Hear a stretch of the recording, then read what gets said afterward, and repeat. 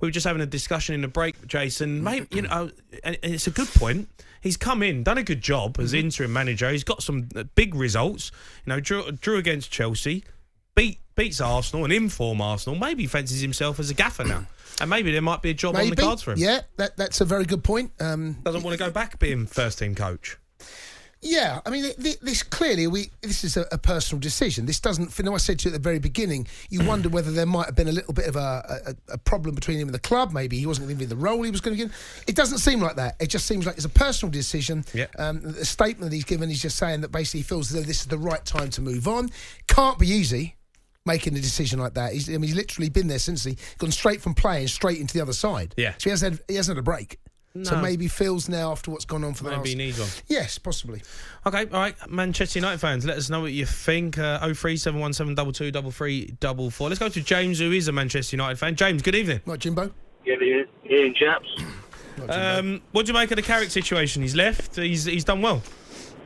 I think he's done well for the club, but one thing I sort of discussed earlier with a couple of my mates was the whole fact of, I think there's a total lack of respect towards him from Cristiano Ronaldo.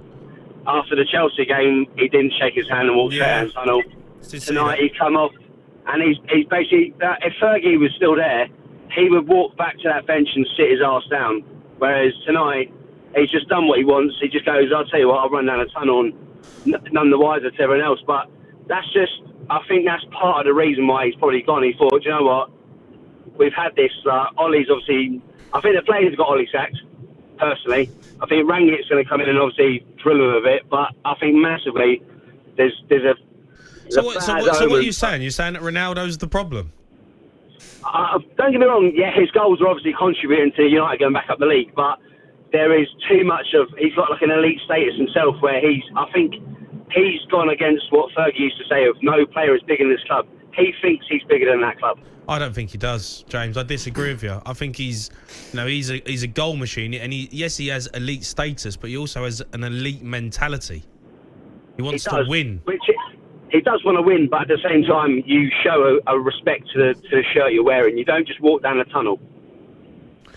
Yeah, well, I mean, look, we're getting reports, obviously, that you're telling us that he's walked down the tunnel, but we don't know the ins and outs of it. Why would he walk down the tunnel? He's just scored a great goal. He's scored 2 big goals. I know.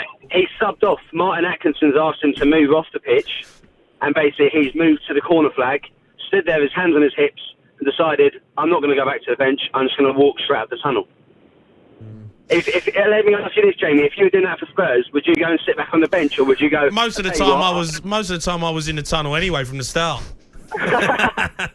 But would you go sit back on the bench, or would you head straight down the tunnel?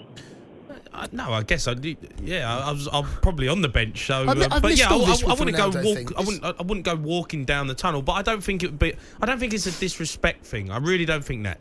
Ronaldo has respect for his managers, for his peers. I don't think that's a respect. But he's just scored 2 massive goals, and one year's the game. You're coming on saying it's a negative. But would you not want to go back to your manager and shake his hand, get that sort of embrace, and think, yeah, I've won this game for my team, instead of just hopping down the tunnel and waiting for that? No, I get your point, James. I get your point. Yeah, I agree. I don't think it is a question of Ronaldo. He is a winner. I seem to remember him doing something similar against Everton. Do you remember that? He wasn't happy when Ollie didn't play him, did he? Yeah, and he walked down the tunnel. Yes, indeed. But Paul Clement was his coach at Real Madrid, and I spoke to Paul Clement about him. We went with Ancelotti, saying how hard he trained. He didn't have a bad word to say about him. So, in terms of being a number 2 and having respect, I'm not convinced that is the case. But you never know. Okay, let's go to Dom, who's an Arsenal fan. Dom, good evening. Good evening, gents. How are we? Yeah, we're great. Disappointed in the end of the result? I'm a bit savage, to be fair, Jamie. It's one of them, like, I feel like I don't actually know what identity we have at Arsenal anymore. Like, I honestly have no idea. We go there, I don't know what the game plan is. It's like we press for 15 minutes, we do well, then we score a goal and we sit back, come 2-1 down, then we press again, do well, and then we sit back again. It's just baffling.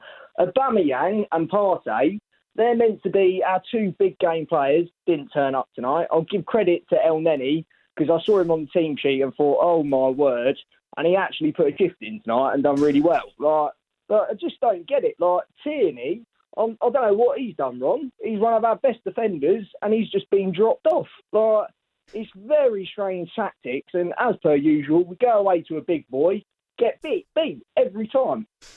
Yeah, I've got to say, I don't think you were that bad, actually, Dom. I come away from there thinking Arsenal probably did enough to get something out of the game. I thought United were a bit fortunate, in all honesty. The problem is, though, I think that's one of the worst United teams we've faced at Old Trafford. Yeah, and I wouldn't disagree. And I think the thing is, any other team, like Watford 2 weeks ago, done them 4-1, and they run riot. And if anyone's watching the game tape, why are we not starting the game with two wings? Like, I love Smith Rowe, but Smith Rowe or Odegaard, don't waste one of them on the wing. Like, what's that about? We've got a player, Smith Rowe's first touch and his vision is unreal, and we decide to put him as a winger where he can't play because he does all right and he manages, but he hasn't got pace. I just wonder whether Smith Rowe might have been put there as part of his defensive duties as well to help out Tavares. But why is Tierney not playing? I have no idea. Because I know he was injured, right? I know he had an injury, but he's 100% fit. Yeah, 100% fit. Right. He went That away is to odd. Scotland, played both games for Scotland. Yeah, that is I don't odd. know what's going on. Yeah. And then he plays at Liverpool. Tavares had a shocker at Liverpool, and he's still been given the nod. And he's got this really frustrating thing as a fan of Tavares, that he beats the first man, and then he drags the ball back, doesn't do anything with it. And his end product is so inconsistent. You never know what you're getting. Yeah, he's inexperienced. He's young. He's inexperienced. I think that's what you're getting with him. I'm really surprised Tierney's not playing. I have to be interesting to see how that pans out because Tierney, for me, is Arsenal's probably brightest player. One of the best left backs in the country. Yeah, exactly. And Aubameyang's performance, I don't know what's going on. Like, the guy is just a shadow of the player 2 years ago. I can't understand the substitutions either. Like, he brings on Nketiah and Lacazette that have both got 5 months left on their contract. Both refused renegotiations of a contract, and he's brought on 2 centre forwards. Arguably took off one of our better players of Odegaard. Yeah, all right, he gave away the penalty, but his performance tonight was not too bad. And his first touch, and he had a little bit of vision.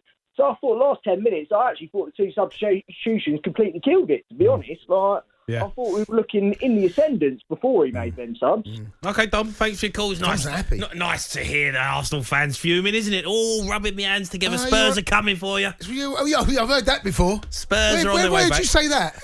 You forgot about Mura.